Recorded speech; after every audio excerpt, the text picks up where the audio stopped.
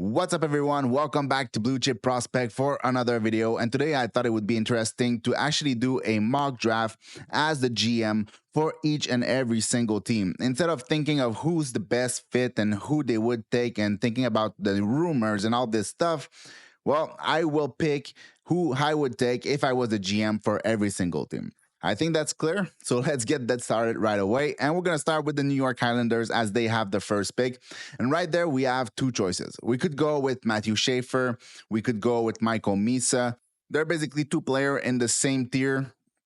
Maybe Matthew Schaefer looked a little bit more dominant at time, but it's not clear. The guy played 17 games this year, so it's hard to say if he's really going to be that player on a consistent basis or not. The thing that we know, though, is that Michael Misa is going to be that player on a consistent basis. There's no more consistent player throughout the whole season as Michael Misa.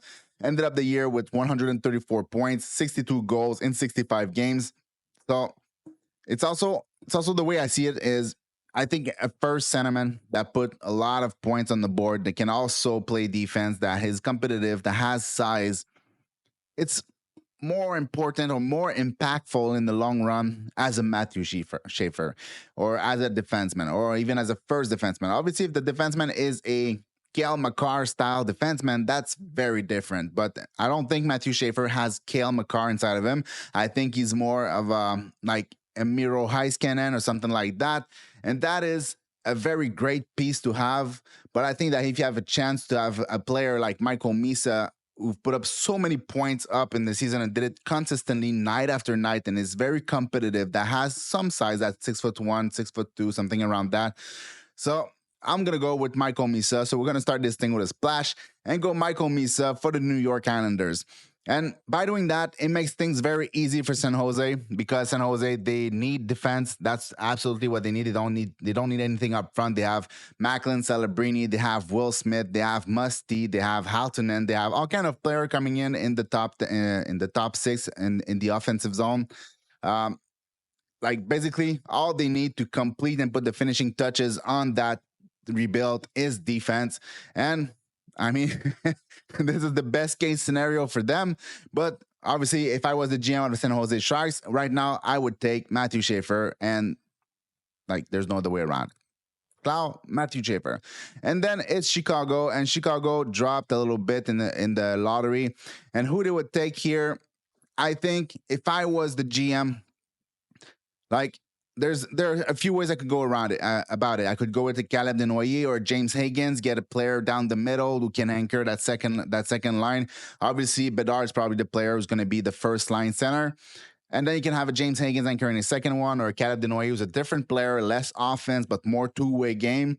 Or you could have a partner for Connor Bedard, and that partner would be Porter Marton. And in my opinion, I think Porter Marton has basically the same potential offensively as a player like Caleb Denoyer or James Higgins or Anton Frundell. I think of all those players, probably James Higgins has the highest potential in terms of offense, but Porter Marton can bring so much more than just putting points on the board because he's a big guy, because he can make plays within the low slot and between the dots. So I'm going to go with Porter Marton for Chicago at number 3. And next at number 4, this is where Utah pick. And here, there's also a couple ways they could go around it. They could go with James Higgins, bring some talent, more talent up front.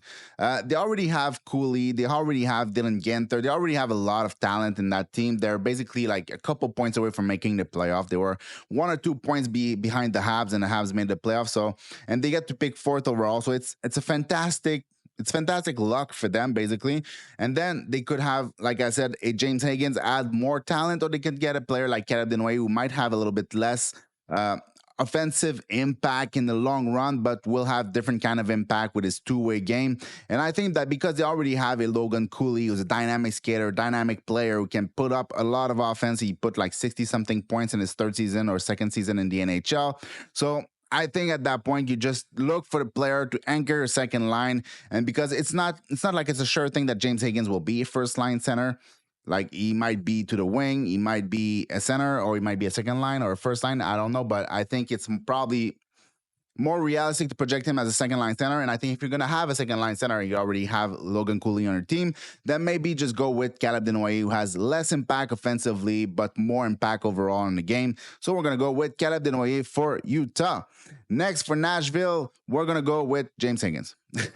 Simple as that, because there are a few options. There's players like Roger McQueen, who could be like a top 3 player in this draft, but the injury will prevent that from happening. But maybe in the future, in a redraft 5 or 6 years from now, he's going to be a top 5 player. But I think right now it's a little bit too risky. But at the same time, I don't have the information. I don't have like the medical report or anything like that. So we're going to skip on him. There's players like Victor Eklund, who I think are fantastic player, a play driver, a playmaker, a guy who works hard in the corner, does everything well, like basically a fan and a coach favorite. But I'm not going to go with them. I'm going to go with James Higgins, because at that point, I think Nashville should just go with whoever has the most talent. This is what they need. And out of the player left, James Higgins is for sure more talented than a player like Andon Frondell, more talented than a player like Eklund or Carter Bear. Maybe Roger McQueen could be, like I said, a player who has the same type of impact, or even maybe more impact in the end. But for what's on the board and what, like, for the players that are not injured, it's going to be James Higgins. So next, at Philadelphia, and I'm not sure if they are going to like it, but I will like it. I'm going to go with Roger McQueen here, because I think that Roger McQueen has just that much potential as a first line center. Like Philadelphia, they moved back to get Jet Luchenko, which is going to be a good player, but probably a middle six player, type of the guy who can play on the third line, but will probably maybe sometime move up to the second line, or maybe he has second line potential, but he sure doesn't have first line potential in the NHL. Like, I would be shocked if it happened. But if there's a guy who has that kind of potential, it's going to be a Roger McQueen. And I think if you can get a guy who's 6'5", who skates well, great hands, good shot, good distributor, finish the plays at the net, can win his battles in the corners and along the board, bring the puck to the inside, and is a center, well, I mean, at that point, you just jump on the occasion. Obviously, if at the combine, all the medical files and all the information that you get from the doctors, well, at least your doctors or the team doctors, if they say it's fine, then you take him. If they say don't touch that, then obviously you jump to the next one and you go with a Jake O'Brien and Anton Frondell or something like that. But I think Roger McQueen, if they say it's okay, you just pick him and yeah, just enjoy it. And after that, we go with Boston. And Boston, again, they have a little bit of choice here. They have a player like Anton Frondell. They have players like Victor Eklund. They have players like Jake O'Brien, Radom Merka. Do they want to go with a defenseman? Do they want to go with a centerman? Probably centerman. Like, this is the most important position on the team, is to have a good center to anchor your first line. I don't think Anton Frondell has that kind of potential. I think he plays well on both sides of the puck. I think he has a good shot. I think he can move within the offensive zone. But he's far from my favorite player, so I'm not going to take him. And I'm going to go with Jake O'Brien, because I think Jake O'Brien is just that much more talented. At least he's a much, much, much better playmaker, and I just much prefer playmakers over finishers. Like, if you're later in the draft, past the top 10, and you want a guy who's just basically a finisher, I think it's okay. I don't have a problem with that. But I think that players who are big time playmakers in the junior or in leagues like the Allsvenskan or something like that translate much better to the NHL than players who are finisher.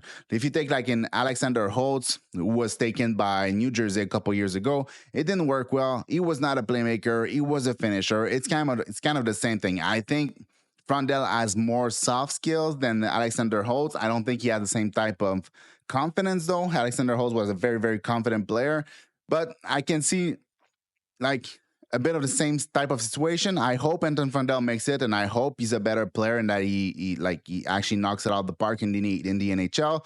But there is a chance where he is an excellent Alexander Holtz. So Jake O'Brien for Boston. And I would not like it, because Jake O'Brien is one of my favorite players in the draft, and Boston is far from one of my favorite teams. So, all right, John, to the next one. Next one is Seattle. Seattle here, I think they still have a couple choices. They haven't taken a defenseman in the draft in like basically since they exist, right? Like at least not in the first round. They took Matty Berniers, they took Berkeley Catton, they took Shane Wright. So they didn't really take any kind of defenseman in the first round. The only defenseman that they took was like Riker Evans in 2022. Was it 2022? I think it is 2022 or 2023. So they could go with a Right America, but personally, I think it's a little bit of a reach when there's player like Victor Eklund and players like Anton Frondel still on the board. So I would not go with Radin Merca, even though it would be a fit. I will go with Anton Frondel, and that would be like the fourth fourth centerman in 4 years, basically. At least centerman they can be moved to the wing. So if you let's say your Berkeley captain doesn't translate well to the NHL as a centerman, then you can move it to the wing, and you have like an Anton Frondel or a Matty Berniers or a Shane Wright down the middle with excellent player on their side. So even though a defenseman would be probably best here, I'm not gonna go with that. I'm gonna go with probably I wouldn't say he's the most talented player here, but he's a center. So I usually take centers over wingers if they are in a similar tier. So the only player that I think is as talented or even more talented is Victor Eklund, but he is 5'11. He is like 161 pounds, and he is a winger. So let's jump to the next. And the next one is going to be Buffalo. And I'm trying to go fast here because I don't want to do like an hour thing. I want to do it as quick as possible. So I'm talking as fast as I can, giving information as fast as I can, but I might stumble on my words. That's the way it is. All right. So next we go with Buffalo. And Buffalo here, they go with Braden Merca, or at least I go with Braden Merca because I am the GM.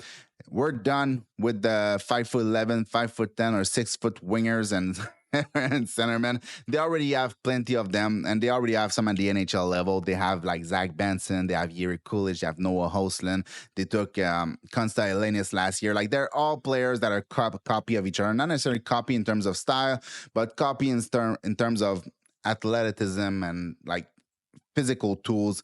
And you need more than that. You need to build a team at some point, and they don't seem to really know how to build a team right now. So I'm going to help them, and we're going to get a right shot defenseman to pair with one of their very good left shot defensemen.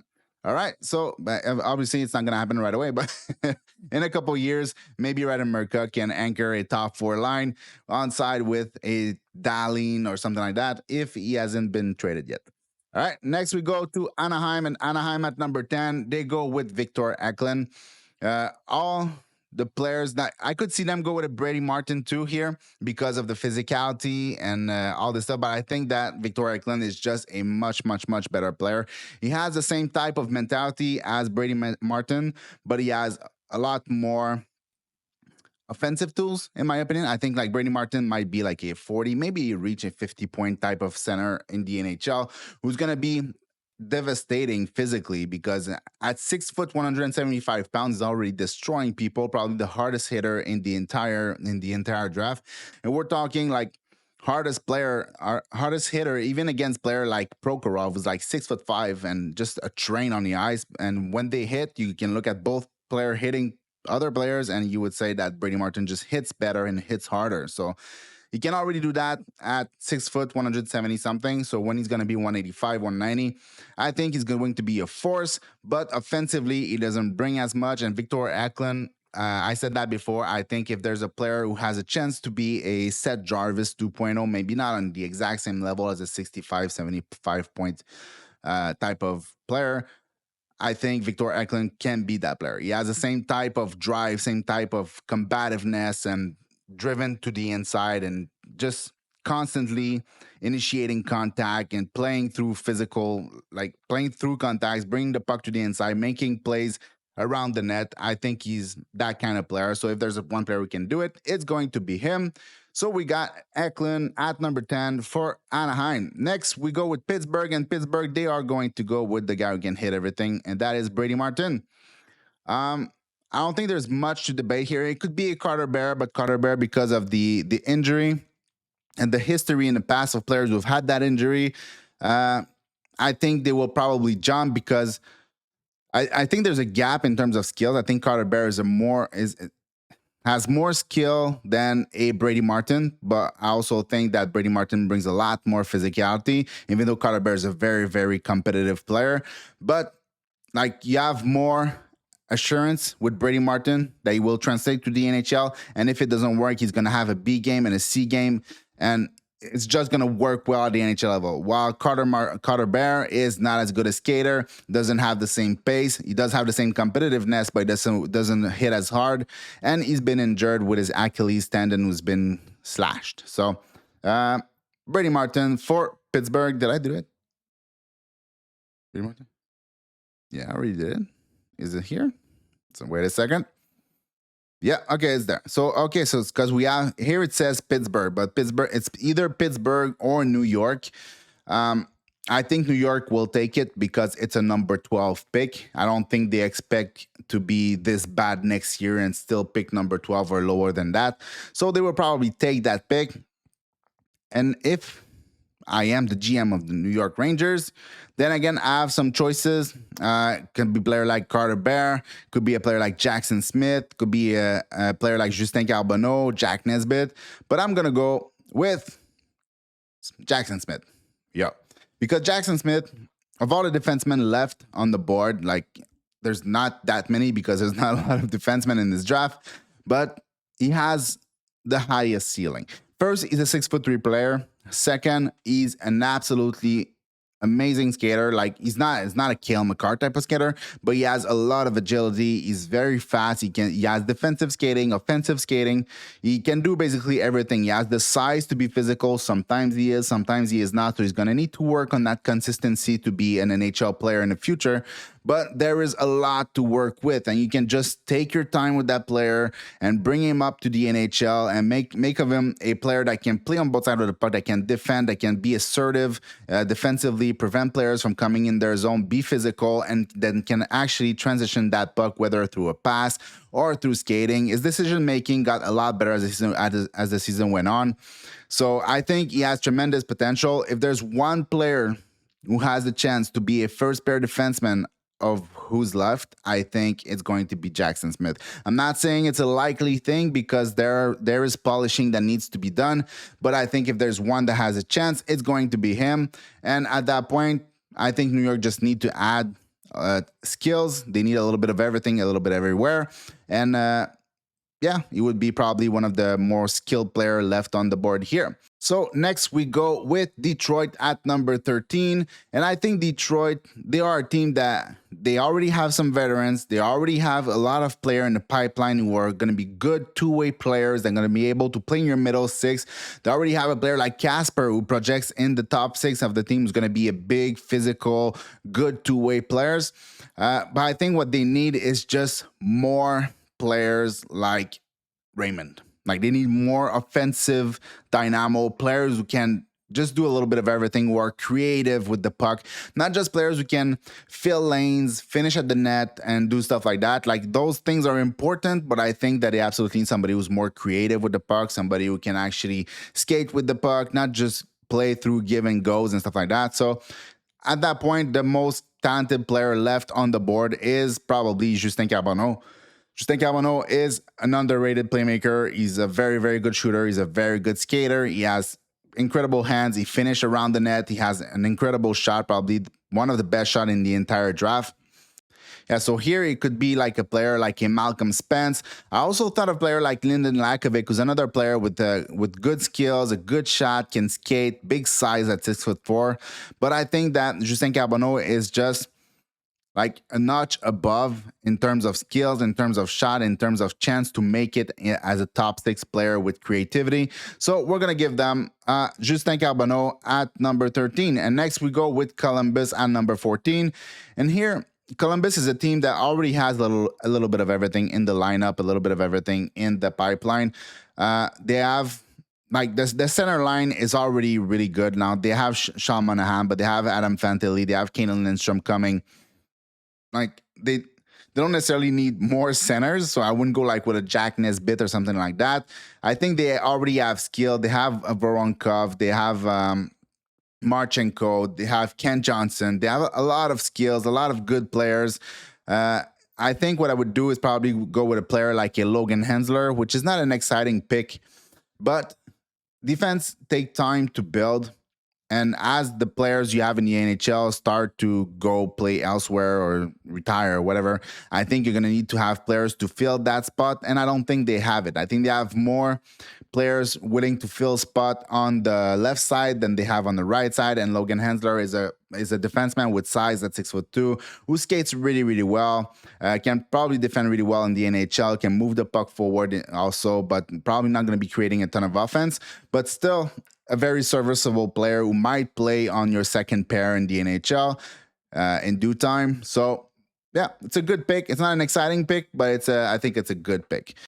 And here at number 15 with Vancouver, it's a little bit the same thing as Detroit in the sense that I think they need to go with a player that is going to be as offensively gifted as possible. It could be a player like Carter Bear. It could be a player like Lyndon Lakovic, or even a player like Colin Potter, Cole Reshny, Benjamin Kendall. There's a lot of players they could go with here that have a lot of offensive upside. If you can get a player that's 6'4", that can skate, that can shoot, that have hands, that can play in the middle when he wants to. It's not consistent, but it's something to work on. I think Lyndon Lakovic is probably the player to go here, and that would be my choice. If I was the GM, I would go with Lyndon Lakovic to have a chance to have a very talented player who can skate but also have a lot of size, and you have to kind of polish him and make sure that he understands that he has 6'4" frame, that he can drive the inside when he needs to, that he can win his battle, that he can initiate contact, be physical, do all these things that you want from a 6'4" player. Doesn't need to be a bruiser, but he needs to be able to use his body to at least shield the puck or bring the puck to the inside. So that's basically what's missing from Lyndon Lakovic, because I think he has the hockey sense to create offense. I think he has the skills, the skating, the size. He has the shot to finish around the net or even from medium range. So it's a very good pick. It's just there's a little bit of work to be done. All right. So next at number 16, it's Montreal. And I think here there's no perfect there's no perfect fit for Montreal here. They would probably need a center or a right shot defenseman. Like the right shot defenseman left on the board. The next one would be Blake Fiddler. I think it's a little early to go with a Blake Fiddler. And for the centerman, like it could be a player like Jack Nesbitt, but I think you're leaving some talent on the table. It could be a player like Cole Reshny, but do you want another like 5'10" centerman in the Habs? I don't. Maybe they do, but I don't, and I'm the GM, so I won't. And what I'm going to do is I'm going to go with Cation Aitchison, because one day Matheson won't be there. One day there's players who are going to be moving up and going to other teams or retire or whatever they do. And we're going to need to replenish that left side, and we're going to replenish it with a player like Cation Aitchison, who's going to be able to play a very, very physical game, but also capable of putting up points on the board. As you can see here on the page, he played 64 games. He had 26 goals in the OHL and 59 points. That is really, really good for a defenseman. Even though he's a late in this draft, it's still really good no matter what. So I think he has some offensive upside. It's just that it's probably not through the roof. It's not like he's going to be a 50-point type of player, but he plays such an assertive and physical type of defense that he will be a fan favorite in Montreal, and I think it would be a great fit. It's going to take a little while for him to get there because he needs to polish up the decision making and stop like taking himself out of the play to lay some big hits. It's all about like walking that thin line, but I think he's going to get there at some point, and I think he's a top 4 defenseman with tons of physicality, and I think we could have more of that. So Cation Aitchison at number 16. And at number 17, it's still the Habs. So I think here we can take a little bit of a chance, and we're going to go with a player like Carter Bear. I think Carter Bear is a fantastic player. Obviously, there's still that the fact that he got that lacerated Achilles, which is not ideal. But still, we're talking about a player who had 40 goals. Is that it? Where is it? Do we see stats here? No. Wait a second. I'm going to find him.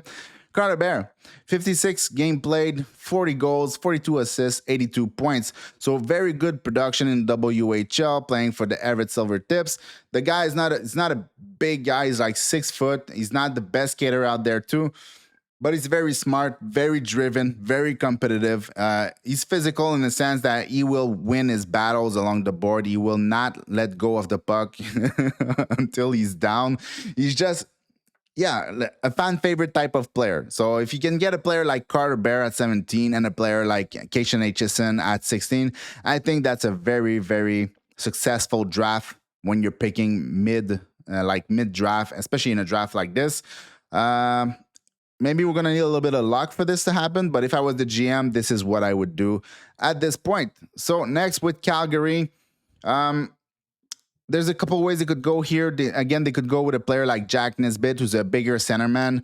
They could go with a defenseman like Cameron Reed. They already took Zane Perek last year, so I'm not sure they want to go with another 6-foot defenseman who can move the puck.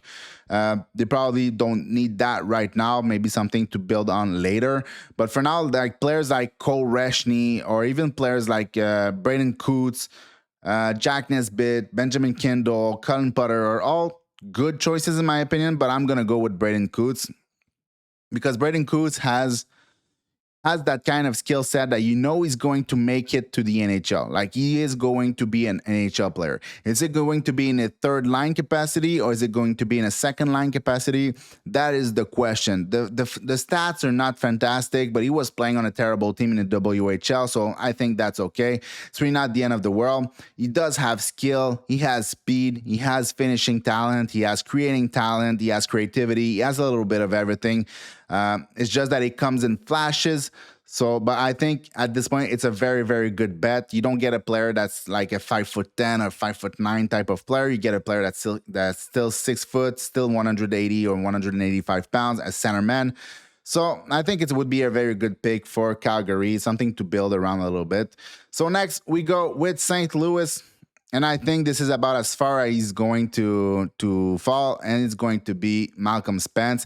I also think that he's a type of player that can help basically any team. It's somebody that was debating in my head when I was thinking about the Habs. Like Malcolm Spence is another like physical winger. I don't think he's as offensively gifted as a player like Carter Bear, but he has like that two-way game. He's very physical. He's very, very competitive. He never lets go. It's not finished until it's finished with him. He's very, very like I said, competitive player. He's a winger. So I think it's just the type of player that you need to win in the playoff. And St. Louis, they already have a little bit of everything. They already have a lot of defensemen that they took in the last 2 years. And they also have like good offensive player coming in the pipeline. So I think they drafted well in the last couple of years. So they already have a good pipeline. They already have a good NHL team. So it's just about adding players who are going to fit within your team, fit into a certain style that you're going to be able to play in the playoff. And that would be Malcolm Spence, bringing him his two-way game and his physicality in the playoff for St. Louis. Next, we go with Columbus, and Columbus gets to pick again because they picked where? Yeah, they took Logan Hensler at number 14, and now at number 20, they get to pick again. And I think we're just going to go with another big centerman, and we're going to go with Jack Nesbitt, which is here. Basically, it's just like I said a little bit earlier, they already have a little bit of everything. I don't think there's anything that they actually need. Like their center line is already good, but centerman can be moved to the wing. They already have a good defense. They already have some good defensive prospect, some already playing in the NHL. Now we just added Logan Hensler for the right side. I don't think like they could go for the second right shot D if they want, like in Blake Fiddler, but still, I think it's still a little bit early. So I think adding a player that has skills, that has like a rugged type of build, like he's a physical player, he can win his battles, can go around the net, he still has some skills. Like there's projection to be made here to see this guy in a top 9 role, but I think there's a chance that he gets there. And I mean, if you want to bet on a player, bet on a 6'4", 6'5" centerman. I think it's a good thing to do. So I would take Jack Nesbitt. Next, for Ottawa, they need probably a little bit of everything too. Like they got Yakimchuk last year, so they could go with a goalie. They could go like with Ray Ravensbergen because they already have like Ullmark at the NHL level signed for the next 4 years, if I'm not mistaken. But after that, they don't have anything. Now, they don't have anything that's really looking to be a starter goalie in the NHL. And Ravensburger is probably the one has the best skill set to get there in this draft. So would they want to reach a little bit at 21 and go for a goalie because they don't have a second round pick? I don't know. I wouldn't do it. So I'm not gonna take him. And I'm gonna go with a player like the next basically most skilled player, and that would be Cole Reshney. Cole Reshney had an amazing second half of the season, plus amazing playoff too.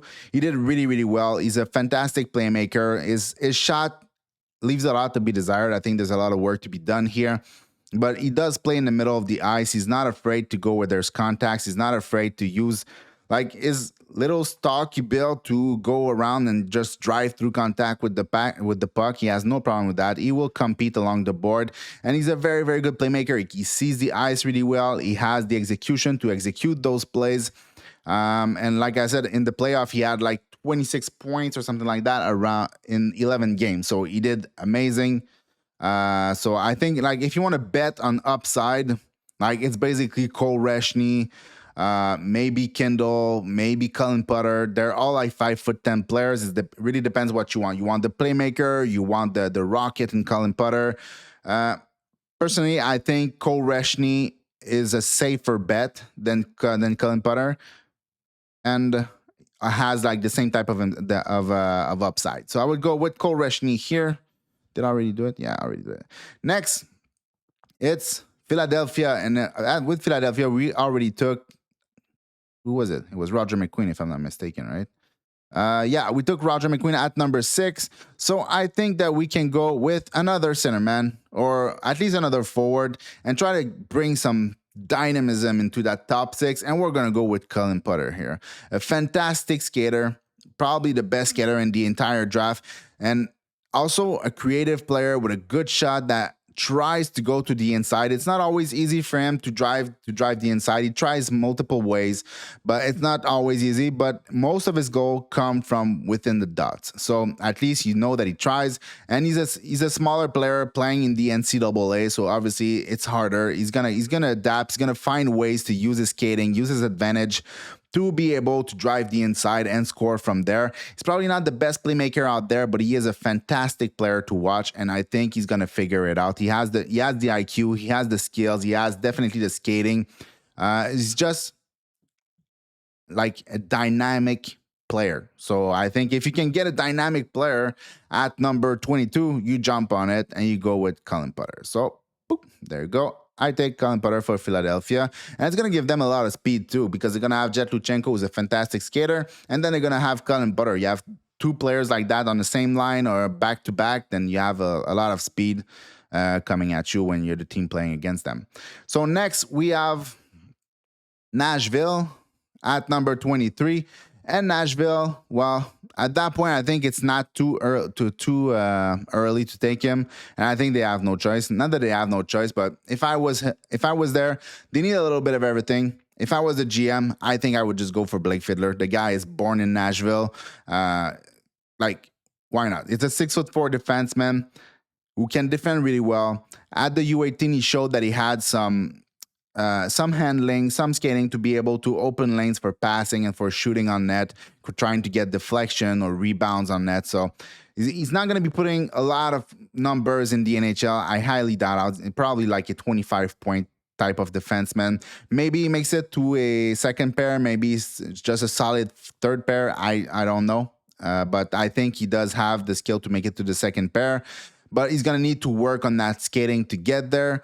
And yeah, I think it's just a good pick. It's a safe pick. He's a player that's going to play in the NHL, in my opinion, because of the way he defends, because of the physicality, because of the size and everything that comes with him. It's just how much offense can he put on the board. Not that much, but we'll see if it gets better. But I think it's just a great pick. Like they have James Higgins at number 5, and now we get Cullen Potter, but Blake Fiddler at number 23. So, yeah, great draft. We're just going to take him here. Plow. All right, next one is LA at number 24.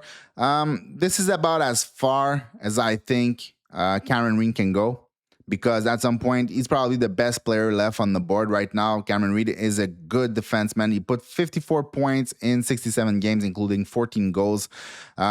He did really well. Not only can move the puck, but he's also a smart defender. Like, he's not a physical defender. You can't count on him to clear the crease against bigger player, but he will lock player to the outside. He will use his body to at least try to lock you outside and along the board. He's just smart. He's smart in everything that he does. He doesn't take bad decisions most of the time. He's very he's not only not making bad decisions, he's making good decisions with the puck, and he has the ability to actually execute those plays and move the puck forward. So I think he's good. It's about him. It's about finding his identity a little bit. Is he good enough offensively to be an offensive defenseman in the NHL? Is he good enough defensively to be a two-way defenseman in the NHL? This is more the question. It's like, what will be his identity at the NHL level? That will be on the team picking him to find that out with him. But I think Cameron Reed is talented enough, and at least he's the most talented player left on the board right now, with probably Kindle. But I think Cameron Reed, being a left shot defenseman at 6 foot, I think it's a good pick. It's not a fantastic pick, but it's a good pick, especially at number 24. Like, it's number 24. There's not much left on the board. So Cameron Reed for LA. Next, it's Chicago again. And with Chicago, we're going to go with a player that has a little bit of everything. Like, I already know who I want to take here. And that player is William Moore, because they already have a lot of smaller player who can like skate really well. They already have player who can play a good two-way game like Moore. They have a lot of like smaller, good skating, limited, maybe not necessarily limited, because they have some good players also, like Frank Nazar, who's not necessarily limited offensively. I think he's a good player. He's a top 6 player. But I think if you can add another player that's going to be around 6'2", has skills. It's not like he's only a north-south player that can't do anything with the puck. Like, William Moore is a player that has skills. He's not like the most skilled or most fantastic player you can watch out there, but we're at number 25 here. So you gotta take whatever is left. And I think that William Moore, at least the last couple of games of the season and in the U18, he had a little bit of that power forward element in the way that he played. He has some good hands. He has a good shot. Again, you know that he sees the ice really well. So, yeah, I'm going to go with William Moore. Already did it? Did I? Yeah, I did. All right. So, number 26, it's going to be Nashville again. And here is where Ravensburger is going to go, because I think they want to take it. They want to take a goalie here. And like, if there's one goalie who has like the athleticism and like the pedigree to be a starting goalie in the future, it's going to be Ravensburger. I don't think there's anybody else who really fit that bill. There are players like Ivan Kovic, but Ivan Kovic is a 5'11" or maybe like 6 foot on a good day goalie, which there's not a lot of them in the NHL, right? So I think at some point you got to go with a guy that's 6'5", that has athleticism, that's aggressive. Yeah, basically, just take Ravensburger and run with it. It's like, I'm not a big fan of taking goalies in the first round, but at that point, it's like their third pick. Just take him, and that's it. Your day is done. Next, it's Washington at number 27. Washington are very, very good at drafting. Last year, they took Tarek Parasak, though, and I'm not sure if it was a great pick where they took him, but we'll see in the future. They usually do pretty well. But here, what I'm going to do is I'm going to give them a defenseman, and I'm going to give them a defenseman who can absolutely move with his feet, and that is going to be Sasha Boumedian.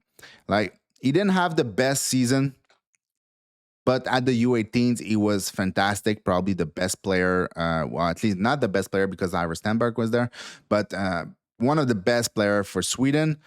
Put a lot of points on the board. Even though his season in BU was not that great, I think there's still potential there. Is he top 4? Is he a third line? That's a bit of a question, a bit like Blake Fiddler, but he does have much better feet than Blake Fiddler. And he's still 6'2", so he's a left shot defenseman with size, excellent skating. There's potential there. How much? That's the question, but there's potential there. Next, we go to Winnipeg. And Winnipeg, um, like they already have size in the NHL. They already have size in the pipeline. I don't know. It's hard here, but I think at some point, just go with the player that has the most skill. Like we can look here, Benjamin Kindle, 65 game played, 99 points, 35 goal. Like how often can you get a player that has 99 points in the CHL at like 28? Like basically never, right? So I think at some point, yes, he's 5'10". It's not ideal, but he's a good skater. He's an intelligent player. He put up a ton of points on the board. I think you just go Benjamin Kendall and you hope and pray that he's good. But at some point, he's the best player on the board. So if you don't need specific things and you're already a playoff team and you're already super solid at the NHL level, you also have a decent pipeline, just go with best available. And at that point, best available was Benjamin Kindle. Next for Carolina, they usually draft skills first. Is there this kind of player? Yes, there are. There are a player like what's his name, Riker Lee. Riker Lee would probably be one of their type of player. He's not necessarily a small player. He's like 6 foot, I think, if I'm not mistaken. He has incredible skills, incredible hands, very good vision, very good shooting mechanics. I think there's the skating is very much a limiting factor. It could take years and years and years for him to become an NHL player, or at least do what he does in the at the junior level in the NHL. It's going to take probably a lot of time for him to develop that skating. They could go also with a player like Jacob Wozniak, who I think has skills, has size, 6'3", skates pretty well, has good vision, playmaking skills, also good finishing skills. He doesn't always look great, but I think there's like progress to be made. There's coaching to be made for him to get better. He could be a good like a good bet here, but I'm gonna go with Bill Zonan here. Bill Zonan is the player who had 83 points in 64 games in the QMJHL. He has a lot of skills. He has size. He's if I'm not mistaken, he's like 6'2" or 6'1", something like that. He has clunky skating, but he gets to where he needs to go. Like it's not necessarily bad skating. It's just it looks weird sometimes, or most of the time. But he has a lot of skills. He's a good playmaker. He sees the ice really well. He's extremely competitive also. So he's not just like a finesse type of player, like let's say a Jacob Wozniak, who's probably more on the finesse side. Bill Zonan is physical. He has some power element in his game. He's a playmaker. He skates well outside of the technique itself. I think it's a great pick. Like if you can get a Bill Zonan type of player around 29, I think you did great. So yeah, Bill Zonan for Carolina. And next we go with San Jose. And here what I'm going to do is we're going to bolster that defense because it absolutely needs to be. I don't think they need anything up front right now. Do they need more depth? Yeah, but they're still going to be bad next year, most likely. So it's not a problem. They're going to get another good player next year. But now with Dickinson in the pipeline and Schaefer in the pipeline, I think we are doing good. We have two basically number one defensemen. Both on the left side, though, I think we need to bolster that defense even more, or at least make sure that we get players playing in that top four. And if we have a chance to grab a player like Henry Brustevics, we take it and we don't run because it's not it's not a home run, but it's a very, very good pick for them. It's a right shot defenseman that has size, that move the puck, that move his feet.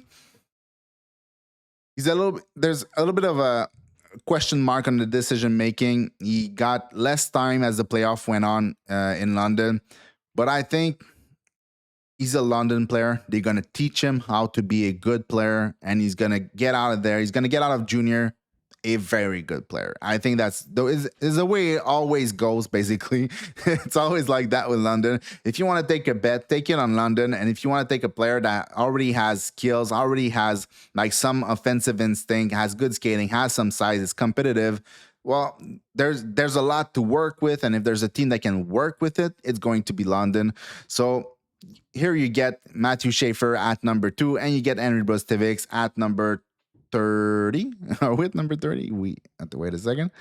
Yeah, number 30. So we're gonna fill that defense with players with skills and players that have upside in the NHL.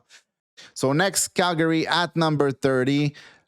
Here, there's not a lot of very, very good player left on the board. You can go with upside, or you can go with a more like a sure thing. I think last year they showed that they like upside. And if you want upside at that point, there's like two players you could go with that there are three players. There's Jacob Wozniak is a player that has a lot of upside in my opinion. It could be nothing. It could not play in the NHL as much as he could be a top 6 playmaker in the NHL. There's also players like Prokhorov, who has a cannon of a shot, is 6'5", he's a beast on the ice, he explodes through everybody. But there's a lot of work for him to get to the NHL level. So there's that. Or there's also a player who's probably a mix of all that, and that would be Nestrazel, like Vaclav Nestrazel. They don't have him here for some reason. Every time I search for him, I cannot find him. So this is where this pick thing is gonna stop here. But I think Vaclav Nestrazel is the pick that I would do because he has size. He's 6'5". He has speed. He has skills. He has the competitiveness and the willingness to play within the inside of the ice. It's a bet. There's a chance that he doesn't even play in the NHL, or at least that maybe he's just a bottom 6 player. But I think he has that upside to be a little bit more. So it's kind of crazy that they have a player like Aiden Popanekis, but they don't have Nestrazel here. But anyways, so Calgary, Nestrazel. That simple. And next, we finish that up with Philadelphia, meaning that Edmonton won the Stanley Cup, which I'm happy with. So here, Philadelphia will take a player. It could be players they could go with a player like Ivan Ryabkin to play with Mishkov. No, to make Mishkov happy, have another Russian on the team. They could take a player like Jack Murtagh, who has some size, a good shot, some speed, but he's a little bit vanilla in the way he plays. I think the players that I like here, like Nathan Bem is a good shooter. Jacob Wozniak has a lot of potential, but I think Milton Gastrin. We already who do we take? We took Roger McQueen at number 6, and a little further we took Colin Potter at number 22. So we got 2 high upside player, one player with extreme speed, another player with extreme size. And now I think here we can take Milton Gastrin at number 32 and end up with a player who has playmaking skills. He's not going to overwhelm you with offense. It's not the type of player that he is, but he is very competitive. He wins most of his battle along the board. He skates well. He has size. He can lock it down defensively. He can do basically everything that you want in a middle 6 or bottom 6 player.